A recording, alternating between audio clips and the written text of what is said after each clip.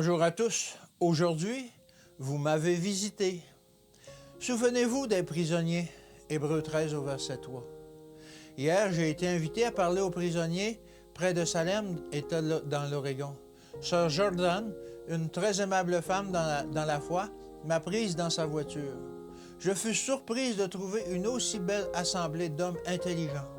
Que c'est triste, tant de jeunes gens, plus jeunes que nos chers garçons à nous, si brillants, ayant l'air capables d'occuper n'importe quelle position dans la société. Tu n'aurais pu imaginer qu'ils étaient prisonniers, si ce n'était pour leurs étranges vêtements. Mais ceux-ci étaient soignés et propres, rien de répugnant dans leur apparence. Le directeur nous fit entrer, puis au son de la cloche, les lourds verrous de fer furent tirés à grand bruit, et 150 prisonniers se pressèrent hors de leurs cellules. Alors nous fûmes enfermés avec eux. Le garde, la femme du directeur, frères et sœurs Carter, sœur Jordan et moi-même, il y avait un orgue. L'organiste était un jeune homme, un excellent musicien qui promettait, et pourtant, oh quelle tristesse, un détenu. Je commençai à prier et toutes les têtes se baissèrent. Ils chantèrent encore, puis je leur adressai la parole.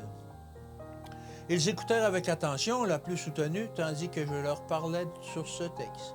Voyez quel amour le Père nous a témoigné pour que nous soyons appelés enfants de Dieu. 1 Jean 3, 1. Je leur présentai alors le péché d'Adam, sa chute et le don de Dieu pour le racheter, et l'échec d'Adam. L'amour qui se manifestait ainsi pour sauver l'homme du péché et de la ruine.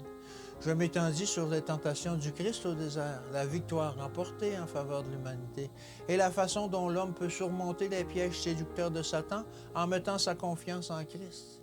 Je parlais quelques instants de la nature du péché, transgression de la loi, et comment par la repentance envers Dieu et la foi en notre Seigneur Jésus-Christ, le pécheur peut être sauvé, obtenir un salut total et gratuit. Mais il n'est pas sauvé par les mérites du sang du Christ s'il continue à transgresser la loi du Père. Le Christ est mort pour prouver au pécheur qu'il n'y a pas d'espoir pour lui tant qu'il persiste dans le péché. L'obéissance à toutes les exigences de Dieu est son espoir de pardon à travers le sang du Christ. Je m'étendis sur la grande récompense qui doit être remise à celui qui finit par triompher, l'incorruptible couronne de vie placée sur son front. Les gens écoutaient de l'air le plus solennel et un œil rempli de larmes.